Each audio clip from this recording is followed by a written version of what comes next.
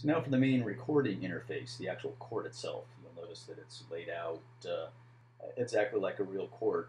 And the general idea for recording stats is to mimic exactly what you're seeing in real life in the stat recording interface. So you see the server positioned where they really should be on the court. If you're taking stats from while sitting on the side of the court, it's usually easiest to use the landscape interface like this. If you're sitting on either end of the court while taking stats, it can be easier to use the vertical portrait orientation, just so geometrically the screen matches what you're actually looking at in front of you. So Susan Serve is ready to serve here. To serve, all we do is tap where the ball lands, where the serve would land. And you see the yellow tennis ball there moves to that area. It's kind of a target indicating where you tapped, where the stat event will take place. And next to it is what we call the keypad. The keypad is where you enter certain events that are point causing events, like an ace or a winner and so forth, and also allows you to specify certain shot types. Let me undo and go back to the serve here. You'll notice the down arrow on the keypad. If I tap that, that opens the extended options for serving. If you want to get more detailed in your stat taking, you can specify what type of serve it was. Flat, slice, kick, and so forth. Totally optional. You can open and close these little extenders at any time, and each keypad remembers its own open or close state for the remainder of your recording session. If you don't specify a more detailed option, the option that is highlighted or outlined in green is the default option. That one will automatically be selected if you don't select any other. Now, if I wanted to specify a flat serve, I would just tap flat and then tap the location. So it does require an additional tap to record the extra level of detail, but again, it's totally optional. We generally recommend starting with the simple auto-selecting option, and then if you want to add more detailed shot types and so forth as you get more accustomed to the app. But as a general rule, you can record as little or as much detail as you want. It's totally up to you. So let's serve now. The serve was in and eligible to be returned. So if it was a let, I would just type let, and you'll notice that we're still serving. If it was an ace, I would tap ace.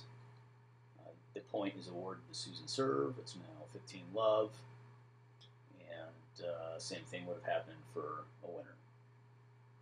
If I serve into the net, I get it. You just tap on the net, or very close in the area of the net, and you'll get the into net option. If you serve out, you'll get an out keypad option.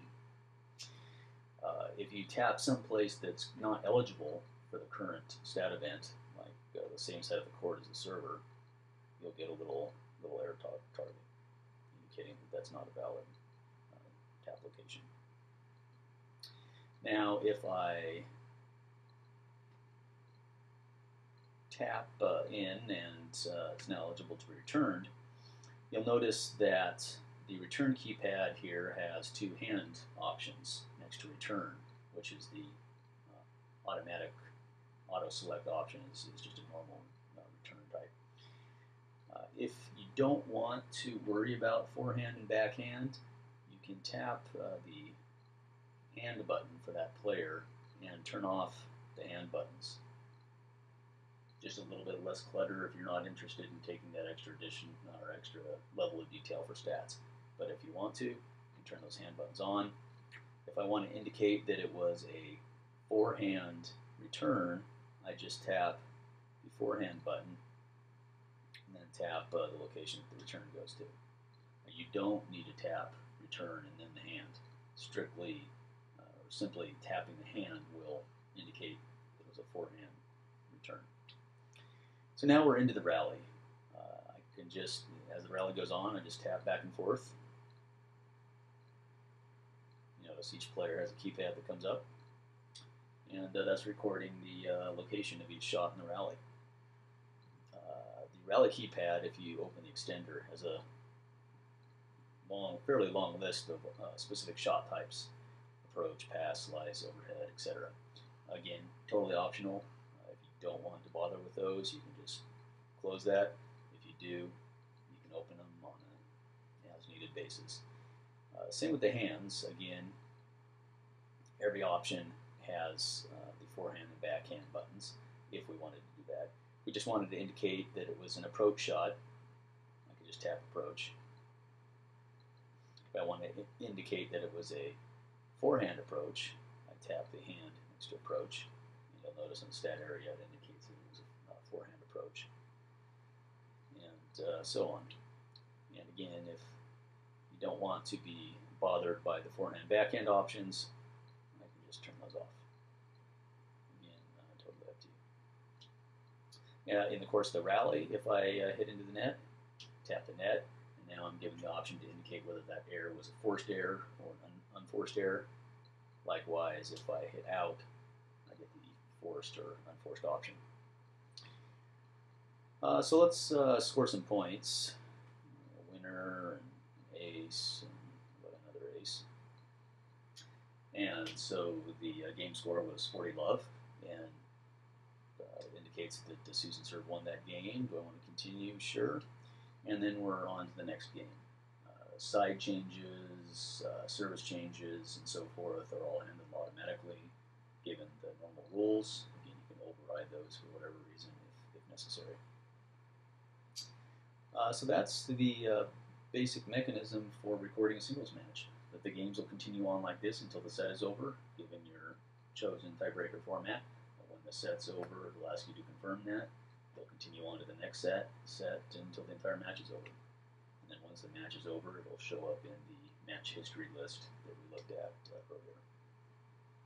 So let's go ahead and cancel out that match, and now take a look at what a doubles match would look like. So we'll switch over here to doubles. This is the sample doubles team that comes with the app, Serve Volley. Create a new match for them. Sure, 2 sets out of 3. Let's play this one on clay. And again, these fields are optional. For now, we'll just put it in the 2012 season.